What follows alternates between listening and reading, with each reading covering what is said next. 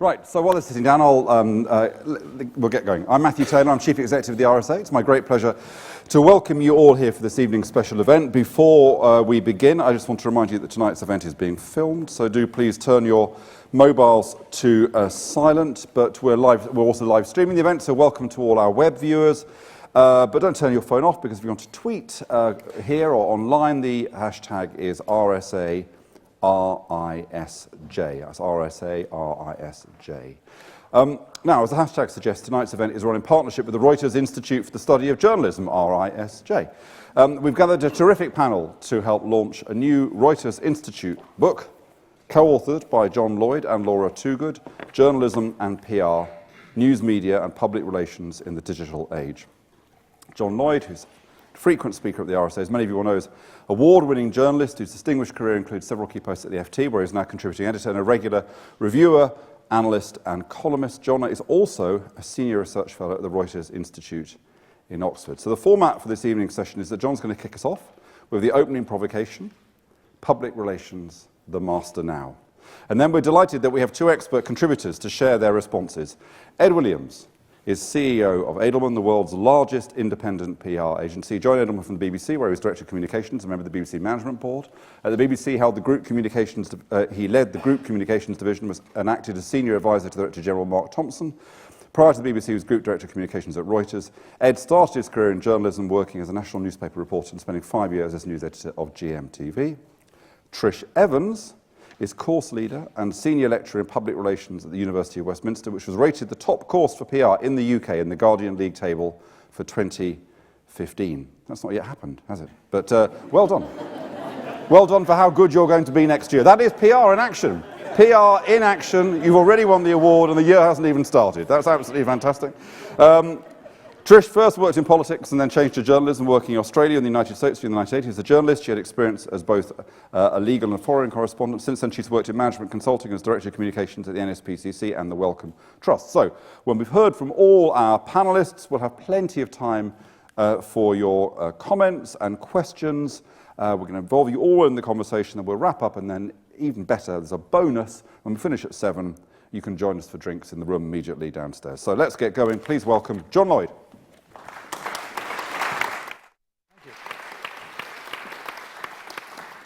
Thank you very much, Matthew, and thanks for coming.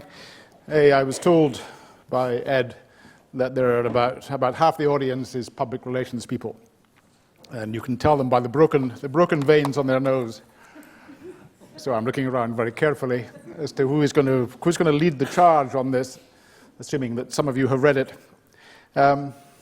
This report, it's a small book for the Reuters Institute, was done with Laura Toogood, who's here, and Laura, who was briefly a journalist and briefly an academic, is now in public relations.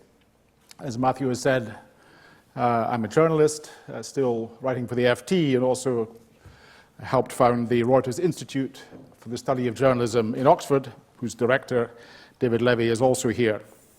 So Laura and I were balanced, one in PR, one in journalism. And these, I want to just mention briefly before we start the debate, the main trends that we discovered.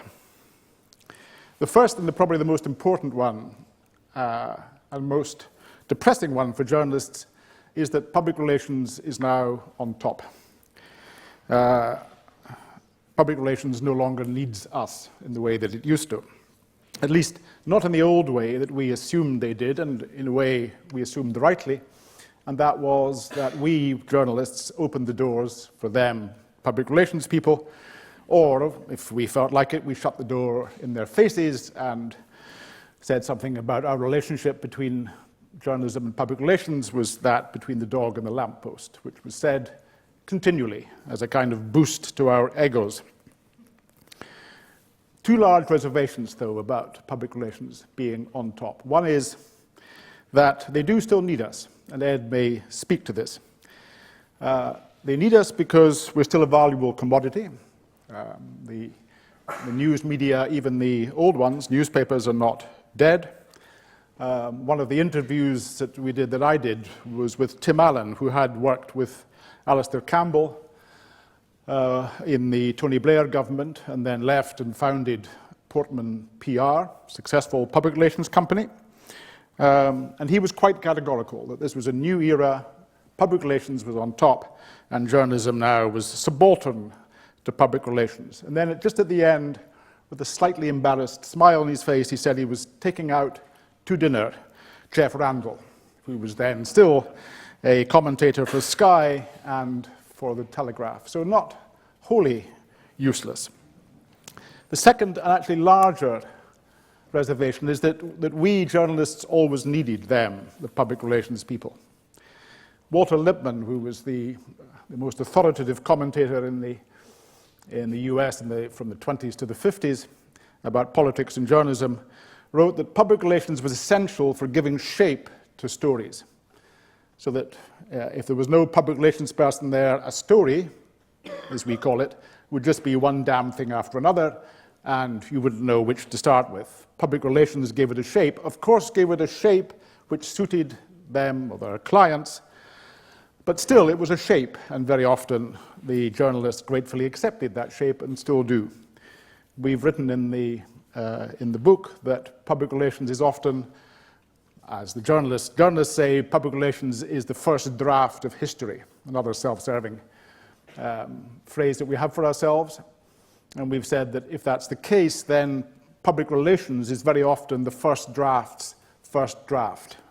Too often, perhaps. Edward Bernays, who was the founding genius of public relations 100 years ago, a little more than 100 years ago in the United States, organized in 1929, when he was already a famed public relations figure, something called Torches for Freedom, which was a march by young women who joined on to the Easter parade in New York in 29, smoking cigarettes. And the idea was to show that women were just as able to smoke cigarettes in public as men. Until then, it had been somewhat frowned on for women to smoke in public places. And so, in a brilliant move, Bernays both expanded the market for tobacco to women, and also, as he would emphasize in later life, struck a blow for feminism, also for more premature deaths for women, which he didn't mention. Now, public relations has taken over, to a very large extent, some of what journalism had done. One of the people we spoke to was a man called Phil Hall, who had been an editor of News of the World, while it still existed, and who then founded, before it died, an agency called PHA. And he told us, with great frankness, I thought, that much of what is now in newspapers, including national newspapers, is written by him and his team. They handle celebrities. Celebrities are their clients. They get the news from celebrities, i.e. what celebrities want to go in the newspapers. They write it, and it often goes straight in without touching a sub-editor's pen. And that's perhaps an index, it is an index, of the fewer journalists there are in newspapers, but it's also an index of how much more important celebrity news is for journalists. What's happening, and what has happened to both journalism and PR, is that the net has hit us, and it's still unwinding. There's a recent piece in the New Yorker where the writer said that the world is being rebuilt in code, and that is in computer coding. That so far has been terrible for my business, newspapers, so maybe in the long run it's good for us, but that's another day's work. But it's been good for public relations, because public relations has been able to take hold of the digital revolution and make it work for them. Social media allows public relations people to put out messages everywhere all the time and to make corporations into media corporations. It's long been a saying that all corporations are media corporations. Corporations, institutes like this one, NGOs, trade unions, all can be media corporations, and now they can really be media corporations. They put out their messages, the CEOs become famous or certainly published on Twitter and Facebook, and the key function of public relations for the last 100 years, for all of its existence, which has been to present their client's reputation, to burnish their reputation, is now much more possible because of social media. It also, on the other hand, can destroy reputations in a second. The poster boy for this is Tony Hayward, who was the CEO of BP at the time of the Deepwater Horizon oil rig disaster in the Gulf of Mexico in 2010. And he did a series of unfortunate gaffes, PR gaffes really, rather than anything substantial. He said early on, after 11 people had died, we made a few little mistakes. Later on, he said, when the pressure was really on him and everybody was beating a path to his door, he said, I'd like my life back. And then he went yachting in his own yacht. President Obama said that this was the latest in a series of, in a string of gaffes. The same day that Obama said that, he, the president, was photographed playing a 4-hour round of golf on the golf course, and the two were then put together. And all of these, both Hayward and Obama, went viral on the social media. It didn't destroy Obama, it did destroy Tony Hayward. So the power of the social media was clear. PR then had a cause. The cause was, we can protect you from this.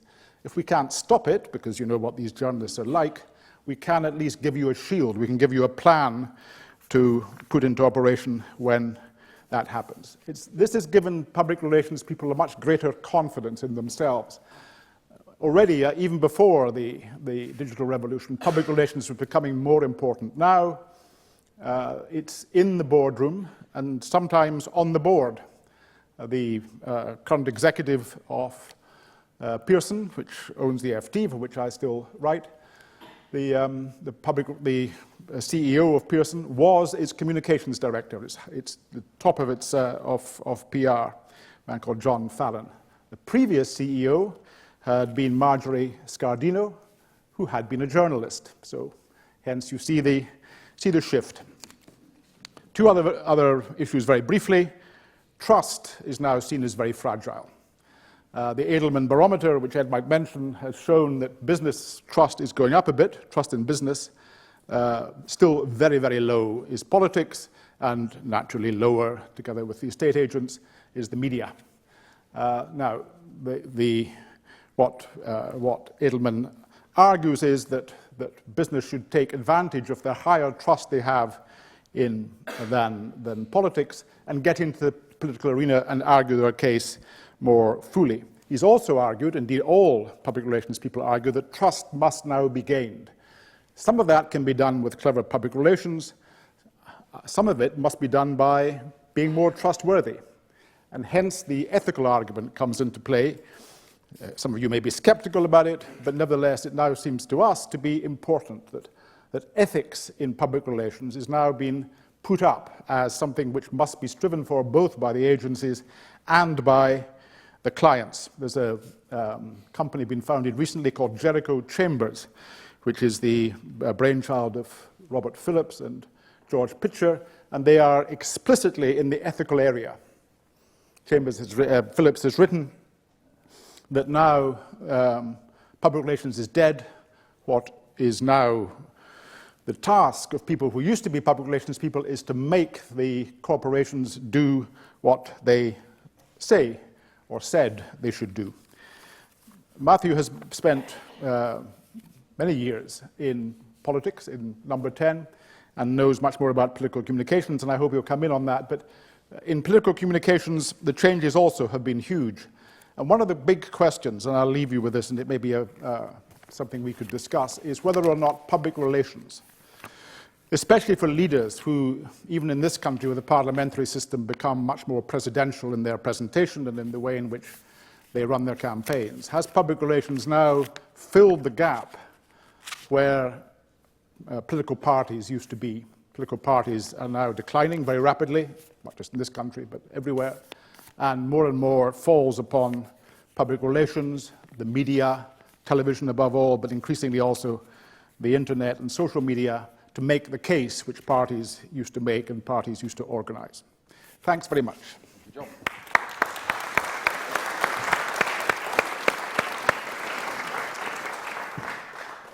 Ed. Thank you, John.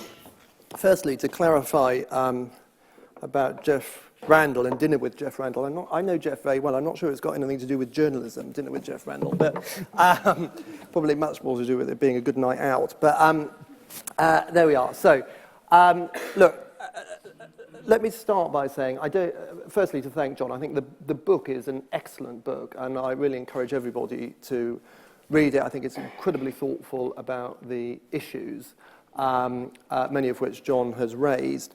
I would, though, take issue with some of it. I mean, my personal view is that this isn't a zero-sum game of winners and losers. But if you had to push me, I don't think PR has replaced journalism as the master. Actually, the public is the master now, and I'll go on to explain why I think that is the case.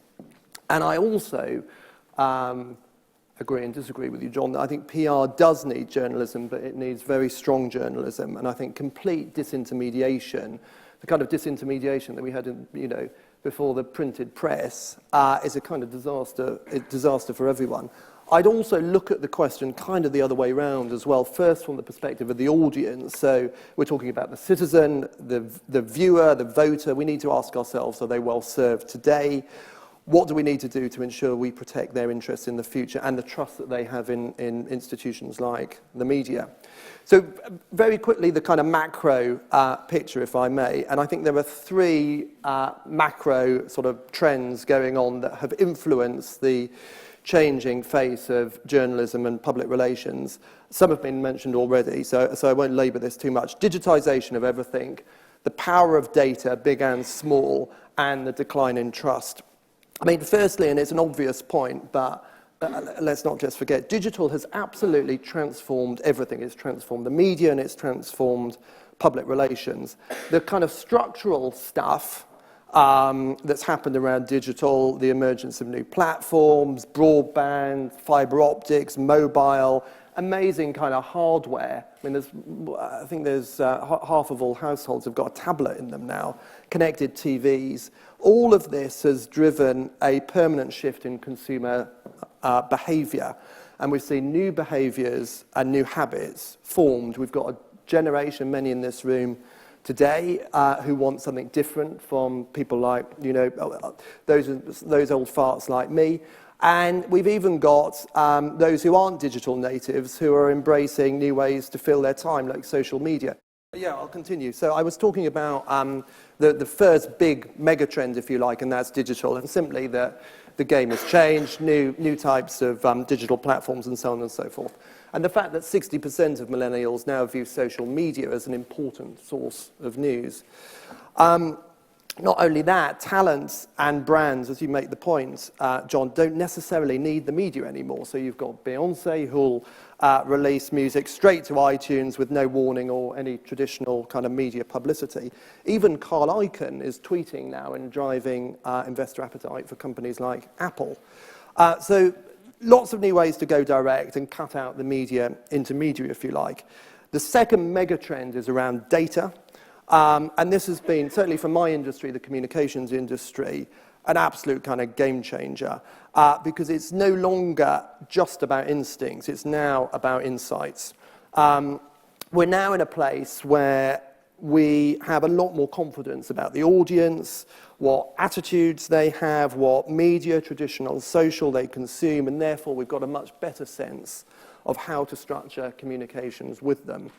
I mean, when I joined the PR industry 15 years ago, I remember printing out press releases and taking them to the city newsroom of the Evening Standard. I mean, it feels like an absolute kind of generation ago. It's only 15 years ago. Now it's all about digital analytics, and that's at the centre of all campaigns.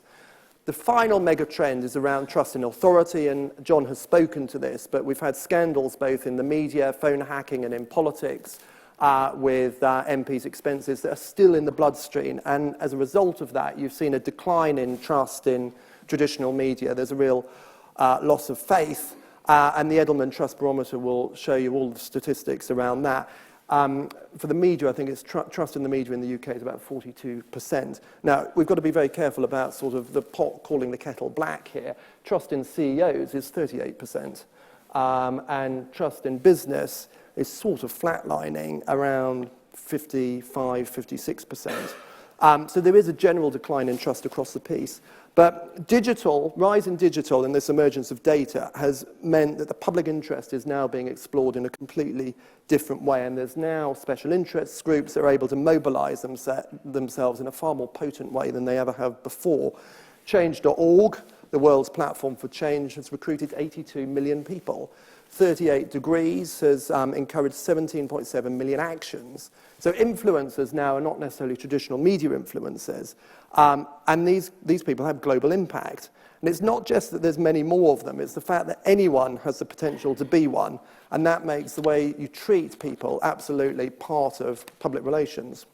So the way the PR industry has responded to this, and you'll read some of it in the book, 4 or 5 points. Firstly, channel neutral. It used to be the answer to every question when it came to corporate PR was an article in the FT.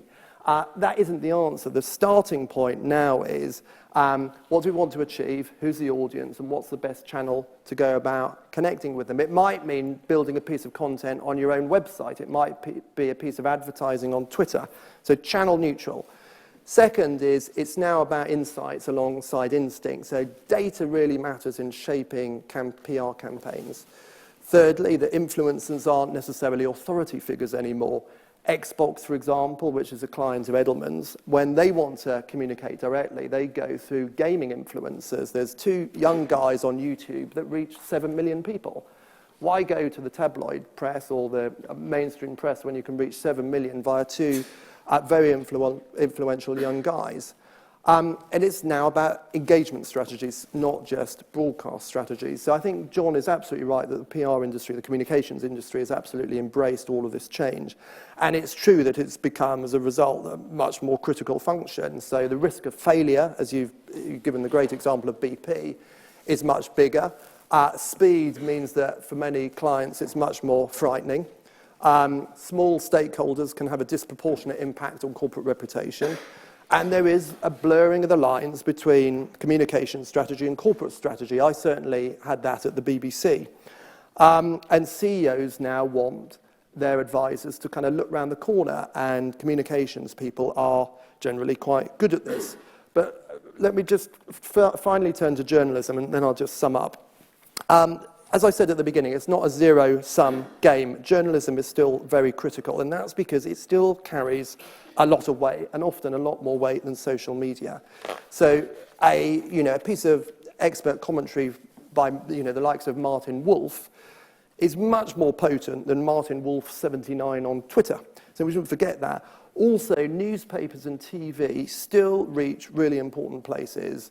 Down the road in Westminster, companies up and down the country. Look at the announcement this afternoon from News UK. The readership of the Times is going up. Readership of the Sunday Times is going up 4%, and that's not digital, it's hard newspaper sales. So it's still a very, very important thing. And it still has teeth, as Emily Thornberry discovered a couple of weeks ago. That was a resignation that, yes, social media had an impact on it. But actually it was driven by the media, and it was absolutely clear, I suspect, to those advising Emily and indeed Ed Miliband, that it was an issue that wasn't going to go away.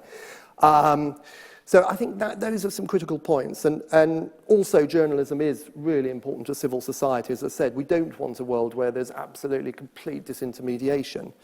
So just to conclude then, PR isn't the master, nor is journalism. The public is the master.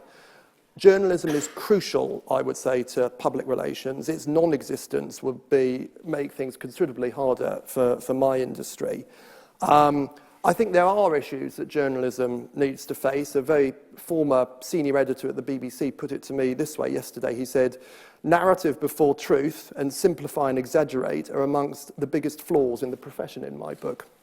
So there are issues, but there are people better placed than me to talk to that. But what I would say is true, that the PR industry has absolutely professionalised itself precisely at the same time that there has been a decline in the reach and impact of journalism. But public relations absolutely depends on strong journalism. And more importantly, the public depends on strong journalism as well. Thank you.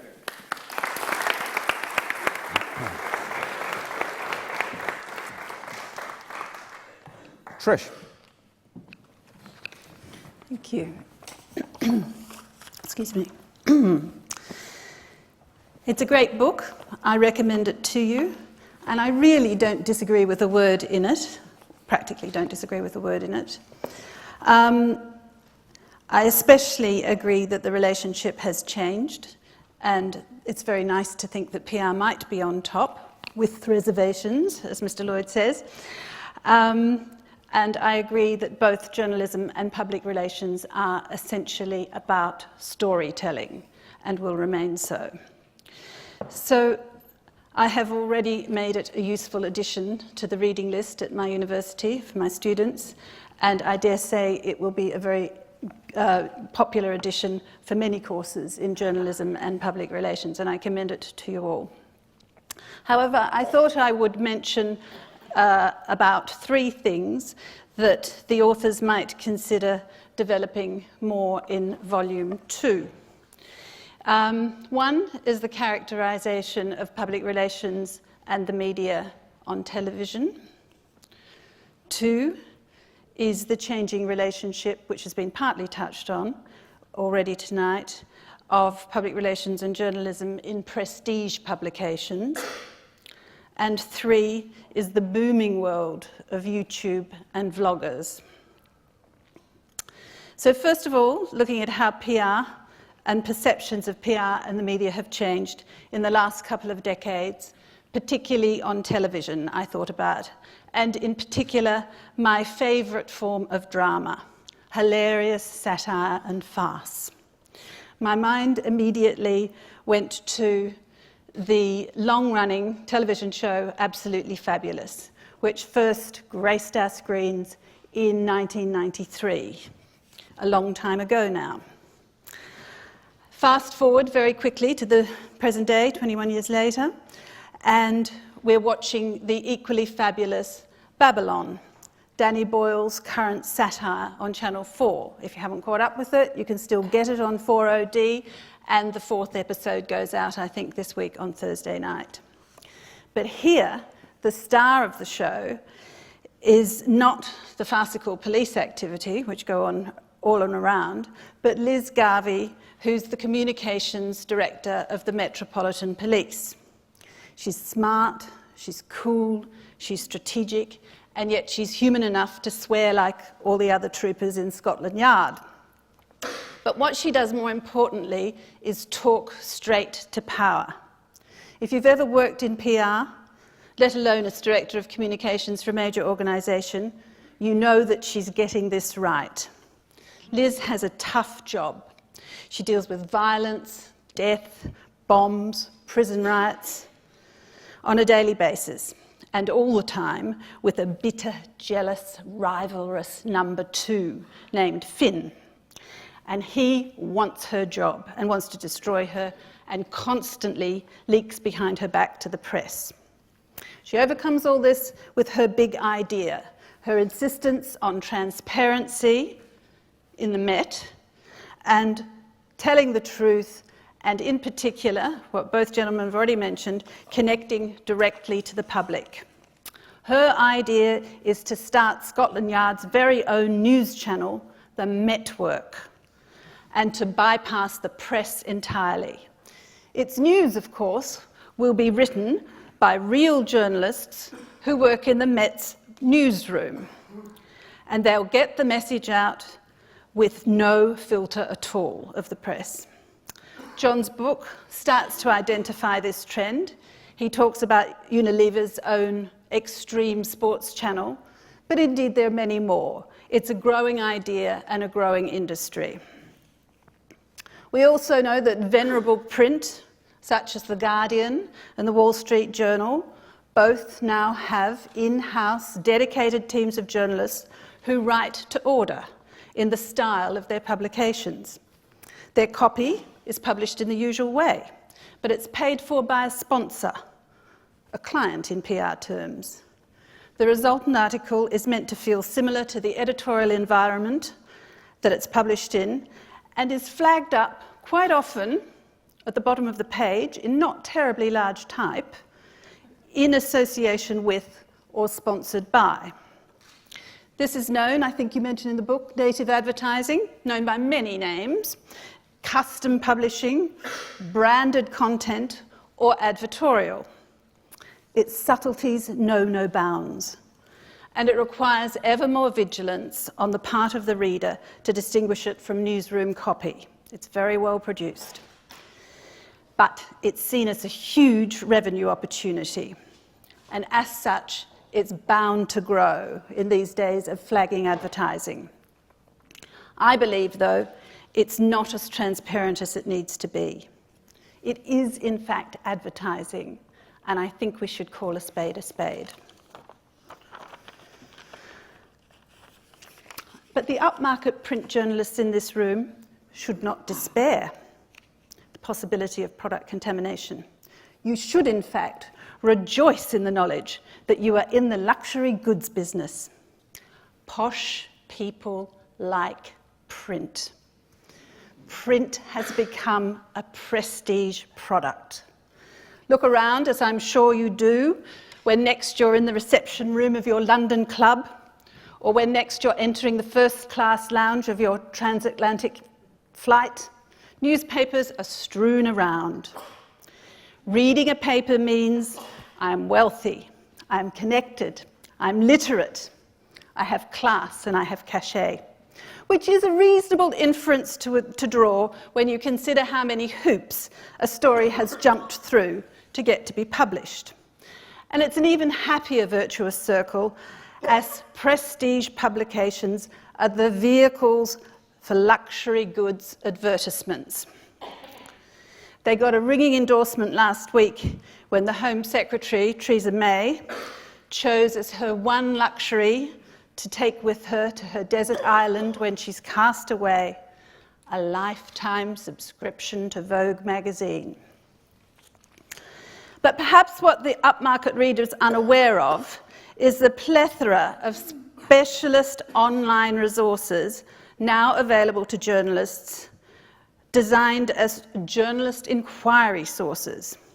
Many of them charge very pricey fees to PRs who scour them many times a day and many times an hour, constantly, in my experience, for opportunities to get their clients into the media. One of the more upmarket of these offerings is called Response Source, and it advertises itself as editorial requests from journalists directly to your inbox. If you take a look at it, all major press and broadcast media are represented there, including the BBC, all asking for information and contacts from PR. And it works very well in the overworked and underpaid media climate. Smart PRs this way can become trusted sources and often become friends. It's one route to the unending search for authentication, for reliable evidence, evidence-based fact, and a way to sort it from the dross of assertion on the internet. Twitter, of course, provides a shorthand form of this service, but because of the shortness of the message, it can't be authenticated. So it seems to me that the codependence of journalists and publicists will continue into the foreseeable future. But undoubtedly, the power has shifted. Journalists are under immense pressure. A young friend, a source of mine, who at 29 is head of communications for a major mobile network in London, says she knows of 2 people who wrote the entire business section of the Mail for a week due to vacancies, holidays, and illness. She adds that all her contacts at this level need PRs more, not just on the stories about their clients, but on wider sector pieces. They want to know, this is a quote from her, they want to know that they can call us and we'll give them accurate information. Reduces time and the need for background. She went on to talk about consumer, which she says online is clearly much more important now. Direct to consumer has changed the most and will continue to change more, as we've heard, with all the online opportunities. But, she said, getting a quality piece, front of paper in the Sun, is still the holy grail, and a much greater achievement than doing something on Netmums. And just a very quick last word about the importance, enormous, impossible to understate, growing importance of video. We know that reporters now not only have to write their story for print, but upload video and audio, tweet, blog, and use other social media. So it's absolutely no accident that Zoella is starring in Bob Geldof's Band-Aid 30. Vloggers, for Zoella is such, are expected to give the song much more global exposure than any other media, particularly to a teenage audience. Zoella, for those of you who don't know her, has 6 million subscribers on her YouTube vlog, 6 million and growing, and has 26 million views per month. Happily, the Band-Aid single is now hovering around number 1. Others, of course, are very quickly getting into this vast sharing space that has become YouTube. I'll just quote you briefly Asda's head of social, Dominic Birch, who says, "Social media has introduced the world to a whole new type of star. Bloggers and vloggers invite viewers into their homes and into their lives, building rapport and a sense of trust in a way we haven't seen before." Indeed, a rapport and a sense of trust that can't really be disintermediated by journalism or public relations, as I think you've alluded to it. So briefly, one last word back to AbFab. Many of you young millennials may not know who I'm talking about, and I'm truly sorry about that, because they have been put to rest. In a quick check with my very bright first-year class, 65 19 and 20-year-olds last week, only one hand went up when I asked who knew of Absolutely Fabulous. I thought long and hard about this, and I think the reason is that Adina and Patsy existed before social media. The millennial generation only does social.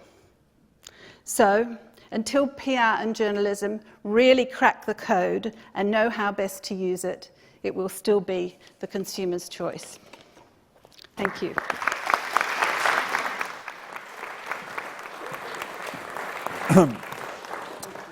So, panel, I'm going to ask you each a question just to kind of kick us off, but if you can answer as briefly as possible, then we can open up to the room. And I think if people don't mind, we might go on till about 5 or 10 past 7, because we started a little bit late, and there's so much to discuss, and there's a free drink afterwards. So, John, to what extent do you think, I mean, the difference between PR and journalism at one level, of course it isn't in reality, but is that PR is a form of advocacy and journalism is supposed to have some kind of notion of objectivity. Do you think the way in which newspapers have become views papers is part of the kind of decline that you describe? I mean, have they, made a rod for their own back by, independent, the Standard, which is, in many ways quite a good newspaper, but the number of Standard front pages, which are basically advocacy front pages, not news front pages at all. Yeah, I think 2 reasons for that, Matthew. One is that views are cheaper than news. News, especially investigative reporting, which is still regarded as being the kind of the Everest, the summit of reporting, and is still done. I mean, it's not by any means finished, is expensive. Even regular news, covering, the quotidian news used to be done every day, the covering of parliaments, the covering of local authorities, the covering of institutions that had regular meetings, and thereby, even by giving an objective account, holding them to account, that's much less now. And it's much less because it's more expensive. Whereas to get even quite a highly paid commentator to comment, one, it seems to be more popular, and secondly, it's by and large cheaper. Have they made a rod for their own backs? Yes, but there's probably nothing that can save newspapers apart from, this isn't self-interested, papers like the one that I worked for much of my life, the FT. The FT, the Wall Street, the Economist can survive, partly because they're global and partly because they have a niche among people whose businesses largely pay for their subscriptions, and therefore they've got a cushion. General newspapers, the thing the culture that grew up in the 19th century, where you had everything from the latest political and international news on the front page through to sport on the back with lots of features and so on in between, they now, I think, are in real trouble. Possibly the more popular they are, the more trouble. It's perfectly reasonable to expect the New York Times to survive in newspaper form, possibly even the Guardian in newspaper form. It's not reasonable to expect the Daily Mirror, which is now way below 1 million, the Sun, even the Mail, which is now much more successful on the web than it is in print, to survive in print. They'll go into the web, and the web, we don't know yet whether or not the web will actually take them and disintermediate them and make them into something, lose their shape. I think that may happen. So it may be that the newspaper culture, which I've been in most of my life and have become attached to, it may be that that culture is now on its way out. Ed, you didn't respond much to the point that John made at the end of his talk about kind of the argument that companies have to genuinely be ethical. I mean, I'm interested, do you think it is true that the message that PR is giving the corporate sector in particular is that it's genuinely got to live up to the standards which the PR industry is trying to assert on its behalf? And in doing that, do you find that journalism is a barrier? Because journalists aren't really interested in writing stories about companies behaving well. No, I mean, look, I think it's a good point. On the ethics point, I mean, a couple of observations. For those, there is clearly in my industry, there's always been a spectrum of different types of companies who will do different work for different organisations. We took a decision at Edelman quite a long time ago not to work for the tobacco industry. I think we were we were probably the first PR company not to work for big tobacco. And we have always and consistently advised our clients that transparent, positive, honest engagement is the only strategy. I think social media and digital makes that even more the case for any organisations that might think maybe they might have a different point of view, because there is nowhere to hide anymore. I mean, I remember at the BBC, I argued very strongly that unless we took a proactive, front-footed position on the issue of transparency around pay and expenses, government was going to legislate. And so I remember being in the back of the car with Mark Thompson and saying, we need to publish the salaries of the top 200 senior managers and all of their expenses as well. You can imagine how that went down. Mark was very supportive, by the way. He said, that, I think we should do that, but just so we're clear, it was your idea. Indeed, we did do it. And we did it for a number of reasons. One, because it was the right thing to do, because it's public money. And it's really important you see how public money is spent. The second is we needed to send a very clear signal to the wider public that we get it. And thirdly, because ultimately we felt that it would have a deflationary impact on salaries and expenses, and in fact it did. Although I see it's a story that BBC can never win. I think double-page spread in the Sun today, your greedy aunt or something like that, I think is the headline, and there's a sort of mugshots of all of them. So, I mean, the ethics, ethical behaviour, being honest is absolutely the heart of what I have always done. It's absolutely the heart of what all of Edelman has done. And I think for any organisation that might feel that they've got a different point of view, I think digital and social means that that's no longer the case anymore. And then finally, Trish, before we open it up, in essence, has authenticity replaced authority as the kind of criterion that people use in terms of what they consume? This is what you get from the vloggers, is a sense that it's the direct voice of that person as we lose trust in all sorts of forms of authority and the people who serve authority in their various ways. Well, it would certainly seem so with regard to the enormous popularity of a whole range of vloggers. I mean, not just the Zoellas of this world, and there are quite a few. Jamie Oliver's doing extremely well on his food tube because he's there making it in the kitchen and talking about it and showing us all the ingredients. Russell Brand phenomenon as well. And it is the Russell Brand phenomenon. But I think I just wanted to quickly go back to the question you asked John about authority, I think, in newspapers. And I think one of the key distinguishing, or the, for me, key distinguishing feature between different papers is the people that write the comment and opinion pieces, the subjective opinion. And that probably is authority. People with expertise and authentic views. We've all got the news. The news is much the same wherever we take it, whether it's online or on paper or on screen. But we're interested in different interpretations of the news, and so we're buying those different sources in order to see what these particular experts and authorities who write for them or broadcast on them are helping us to understand and interpret. But isn't the common point here, which is that we are suspicious of people who are paid to have opinions? You know, and we want, you know, we trust the people who write on TripAdvisor or you know, Airbnb or whatever, because they're not being paid to have an opinion, they're just telling you what they think, and that's what that's the point, is that, you know, wherever economists come from, they are paid to have opinions, and PR people are paid to have opinions, and we're just a bit suspicious of that whole idea. It's a terrible line, though. I mean, the ASA this week have introduced new guidance about vloggers and bloggers having to disclose their sources of payment. So I don't know about you, but I don't believe what I read on TripAdvisor. So I think finding our way through this, we're still in the middle of it, Matthew. We haven't come out the other side yet.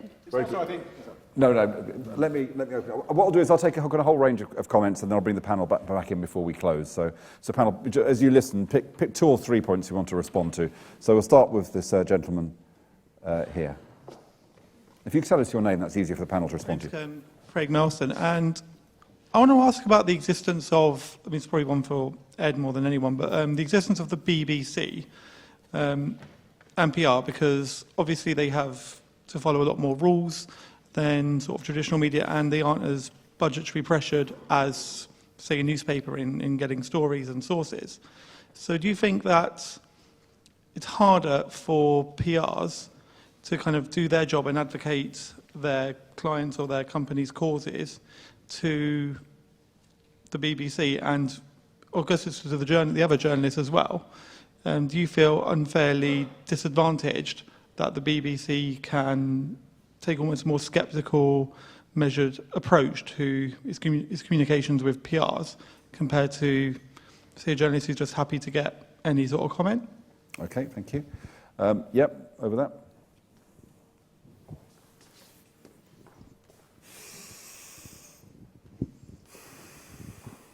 Hello, good evening. Just want to say thank you for a fantastic discussion. My name is Kosha and I'm from Portland Communications, actually.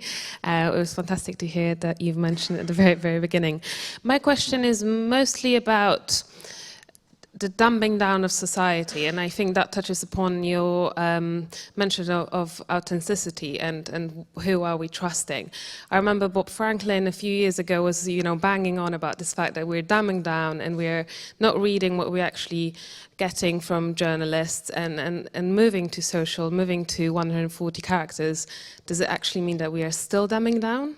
Okay, thank you. Who else? Yep.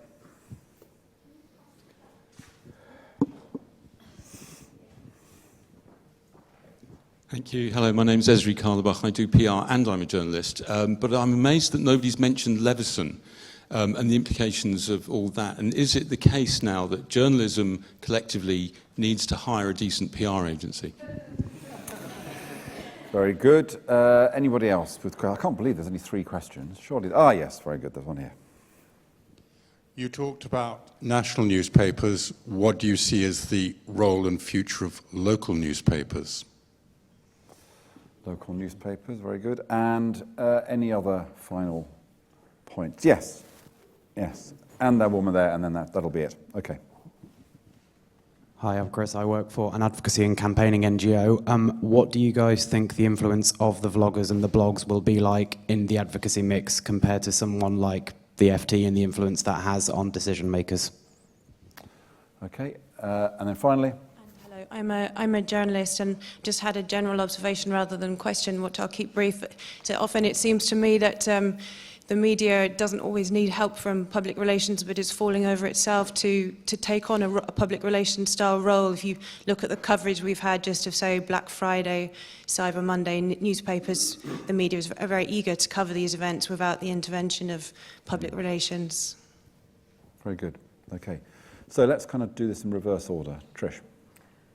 Well, I'd like to come to the journalist point first and say, don't believe how it appears in the paper. Look into it.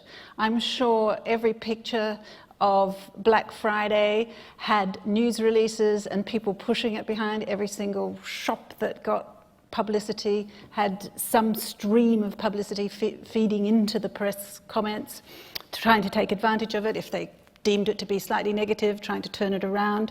But all those big brands and all those big names had a huge vested interest in creating that firestorm of publicity. I was personally shocked by it. I mean, I think Black Friday is absolutely new to this country, and it took over the airwaves completely. Whatever you think about the behaviour. But it's not, the point I think is it's not driven by, once it started, it's not driven by PR, it's driven by kind of lazy journalism that says we've got to have our angle on Black Friday without anybody saying, well, actually, let's ignore Black Friday, or let's say that Black Friday is a completely made-up phenomenon, for example. It's just, we've all got to have an angle on it. True, but I think it was fed by a lot of publicity streams too. It created money. That's what's behind it. Any other points you want to pick up?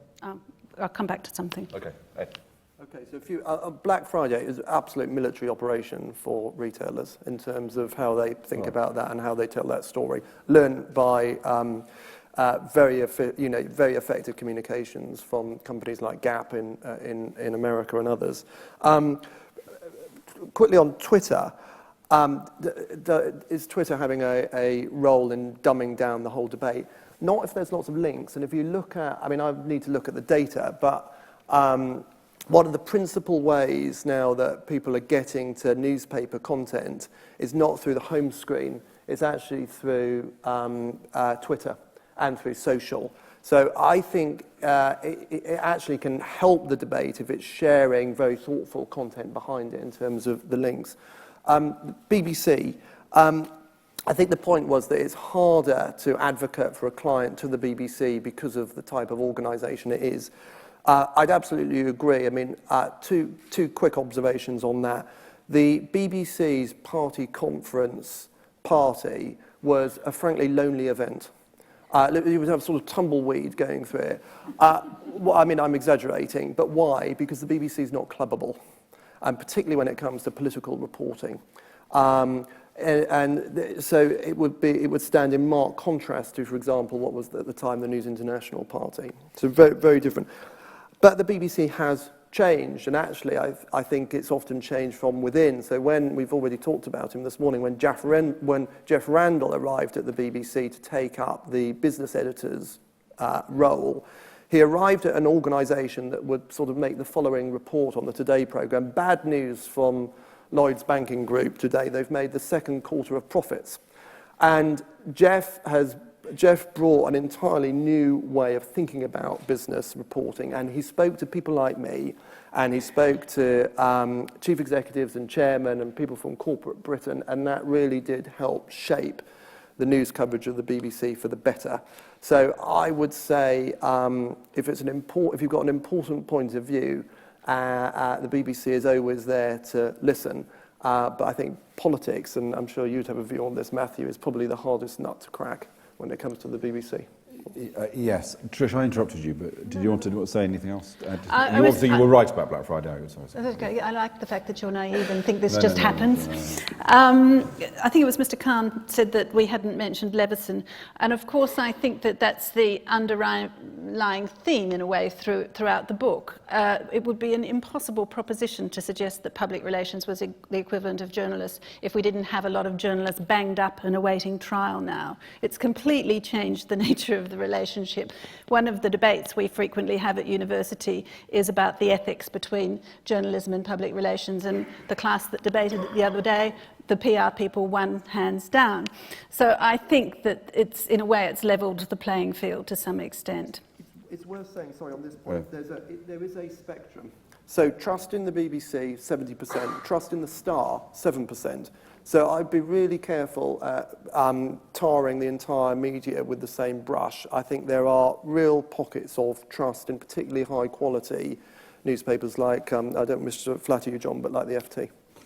I've been asked repeatedly about politics. I'll just make one observation before giving the final word to you, John, which is this: that I think that going back to your point, Ed, it does seem to me that greater transparency, driven in large part by social media, but also kind of in a kind of a vicious cycle with declining kind of trust, etc. So what I think this means is that if in an organisation you are having a conversation which, if the public was to see this conversation, they would disapprove of it, you are probably going to be in trouble sooner or later.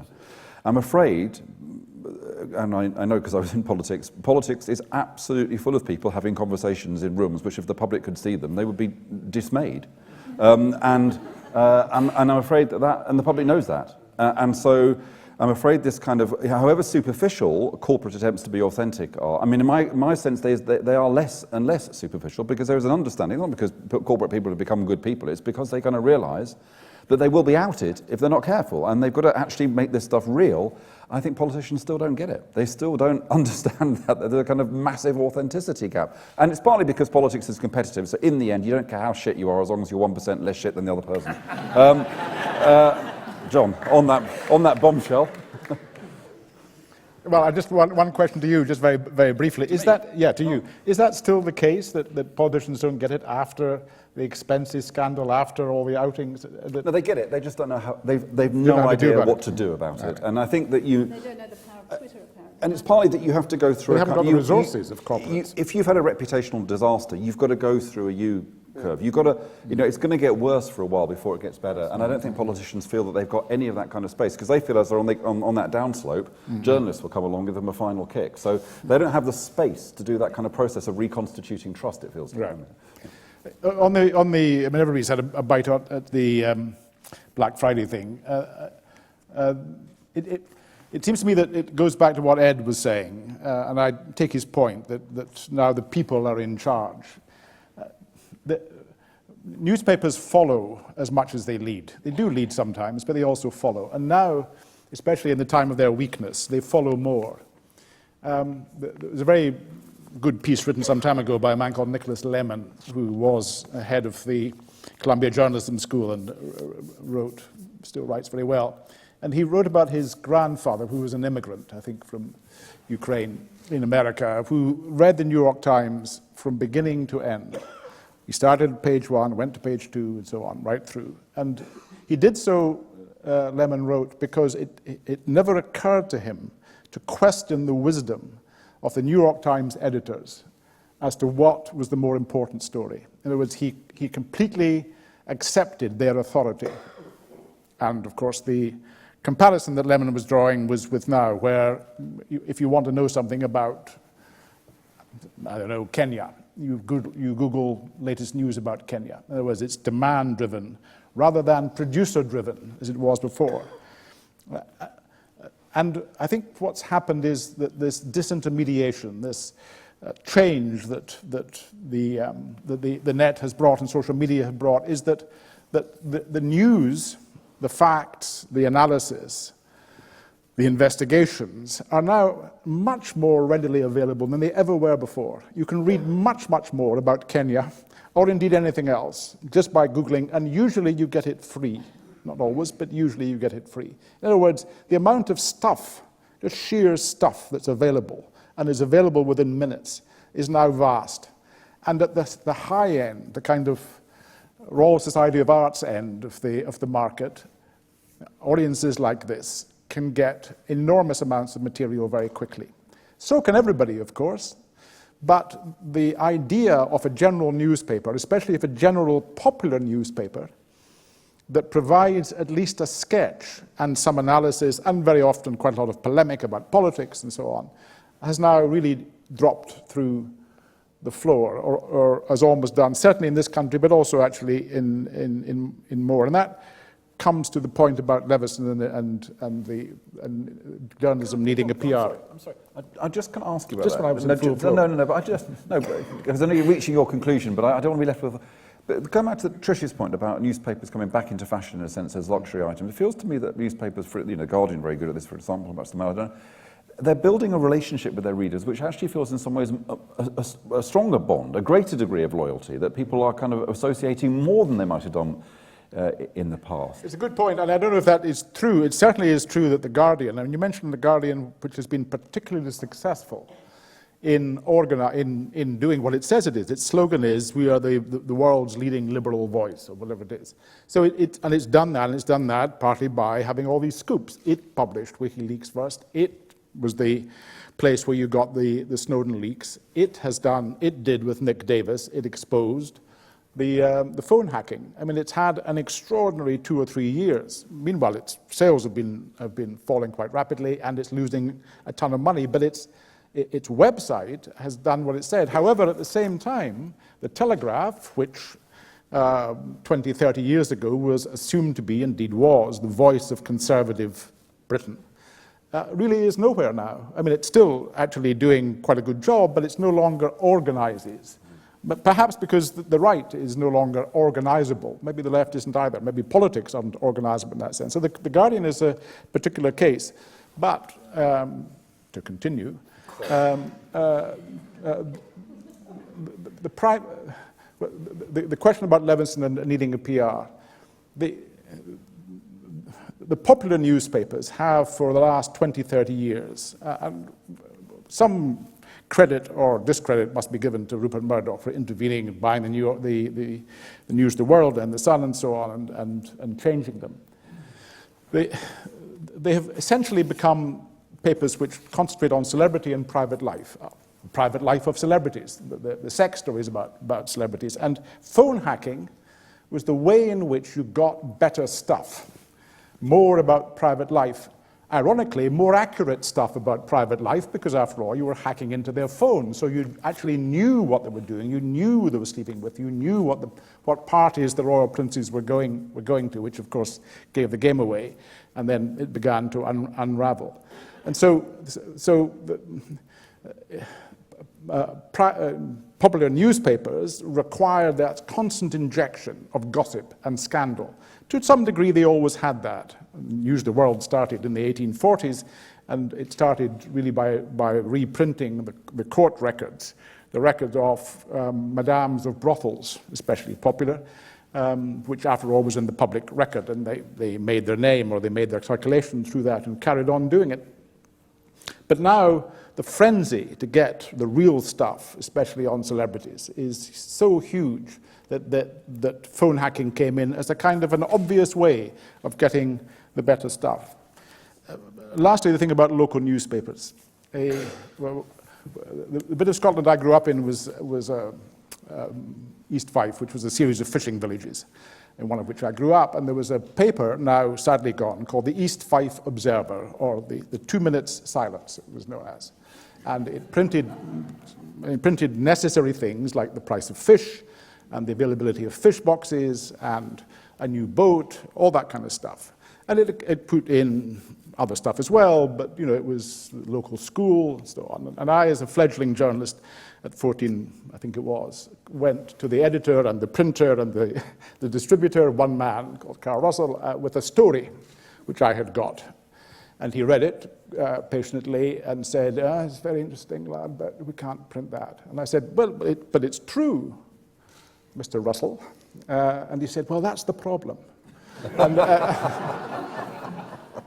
he ran a paper which essentially avoided the truth, or at least embarrassing truths. There were things that were in were true, but they were the things which people wished to be true, or wished to happen, or wished to see reflected in the paper.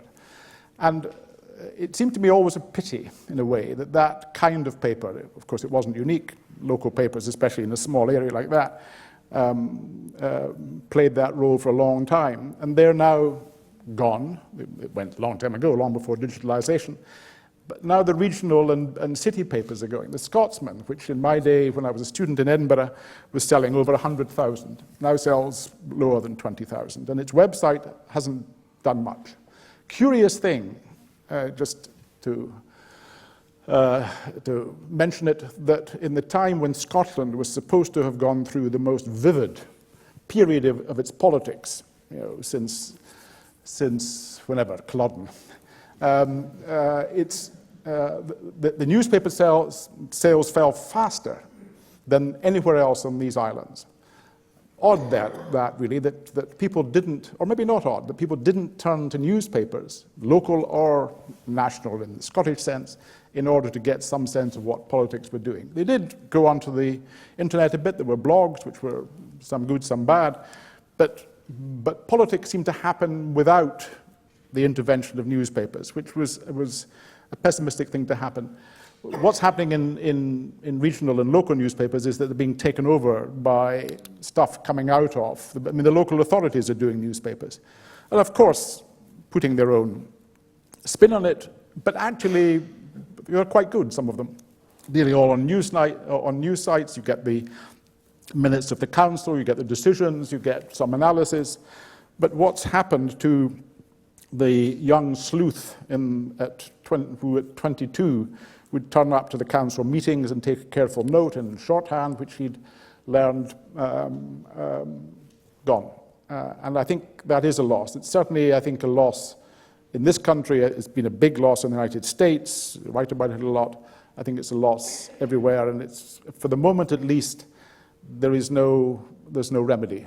There will be, I think, and hope, but at the moment there's a bit of a gap. Great. Well, those of you who come regularly to these events know that I'm a real stickler for time. So the fact that we've overrun by 10 minutes is a reflection of the quality of the people that we've had here and the questions that you've asked. Don't forget that you can get copies of this book outside, which I'm sure that John and his co-author will be happy to sign for you. You can go downstairs and get a glass of wine and maybe some peanuts. I don't know whether we can stretch to that, but can I just ask you to join me in thanking John Lloyd, Ed Williams and Trish Evans.